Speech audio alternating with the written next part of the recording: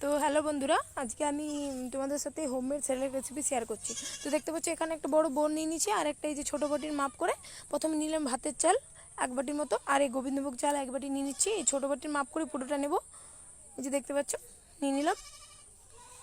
আর এখানে নিচ্ছি ছোলার ডাল, হাফ এক বাটির চেয়ে একটু কম নেবে ব্যাস। আর এখানে মুসুর ডালও এক বাটির চেয়ে একটু কম, আর মুগ ডালও এক বাটির চেয়ে একটু কম ব্যাস। আর এখানে নিয়ে নিচ্ছি আমি 6 থেকে 8টা কাজু বাদাম আর 10টার মতো কাঠবাদাম।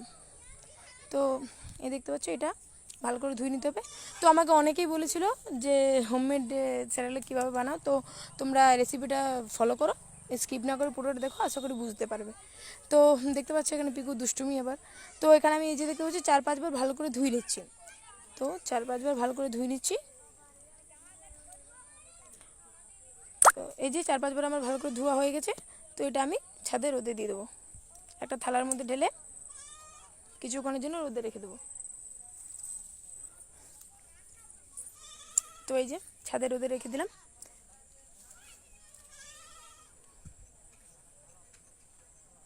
এই যে ছাদ থেকে নামিয়ে নিলাম, দেখতে পাচ্ছ আমার শুকিয়ে গেছে, একদম ড্রাই হয়ে আসবে।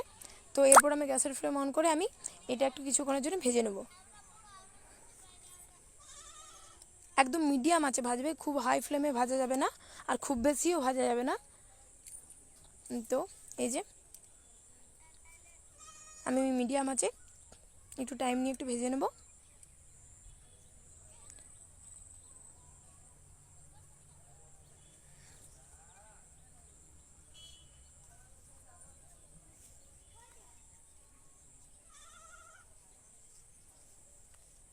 তো এই যে কিছুক্ষণ ভেজে নিচ্ছি। তো আমি আমার বাচ্চাকে হোমমেড স্যালাডসই খাওয়াই, কারণ বাইরের স্যালাড আমি খাওয়াইনি। তো 7 মাস থেকে আমি বানিয়ে খাই। তো তোমরা যারা চাইবে তো রেসিপিটা ফলো করতে পারো, কারণ তোমরা দেখবে যে বাইরের স্যালাডে প্রচুর পরিমাণে চিনি থাকে, সেটা তো বাচ্চাদের জন্য ভালো নয়। আর এখানে আমি কিছুক্ষণ ভাজার পর এখানে ক্যালোজের ওটসটা দিয়ে দিচ্ছি, এই সামান্য পরিমাণে একটু ওটস দিয়ে দিচ্ছি এর মধ্যে।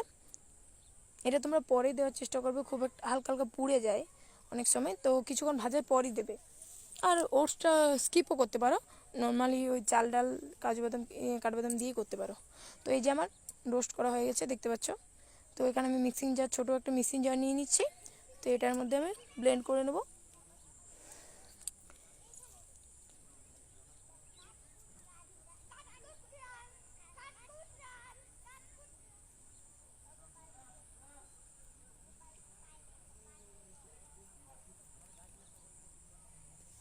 তো এই যে আমি সেলেক্টে ব্লেন্ড করে নিচ্ছি। এই যে আমার হয়ে গেছে। তো এটা আমি ভালো করে চেলে নেব।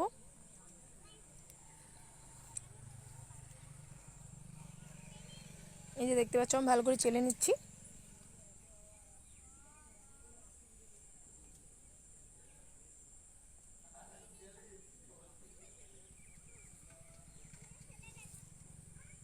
তো এই দেখতে পাচ্ছ এই যে আমার হয়ে গেছে। তো আমি একটা এই যে জারের মধ্যে কুড়িয়ে রাখবো। এই যে একটা জারের মধ্যে ভরে নিচ্ছি আমি, পুরোটা গুঁড়ো করা হয়ে গেছে। তো আমি চলো এটা বানিয়ে দেখাই। তো এই যে 1 চামচের মতো নিয়ে নিলাম, আর এটার মধ্যে এই যে আমি একটু গরম জল দিয়ে যে ভালো করে গুলিয়ে নেব। আগে প্রথম তুমি মিশিয়ে নেবে, নাহলে অনেক সময় ডালা ডালা হয়ে যায়। তো তো প্রথমে আগে ভালো করে মিশিয়ে নেবে জলের সাথে, আর চেষ্টা করবো গরম জল দিয়েই করার। দিয়ে মিশিয়ে নিচ্ছি ভালোভাবে।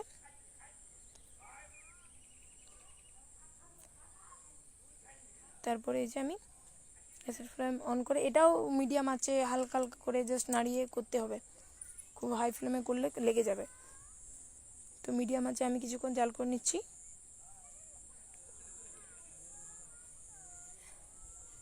এই যে এরকম থিকনেস আসবে দেখতে পাচ্ছ, এই যে দেখে নাও এরকম থিকনেস আসবে। তো এই পর্যায়ে নামিয়ে নিতে হবে।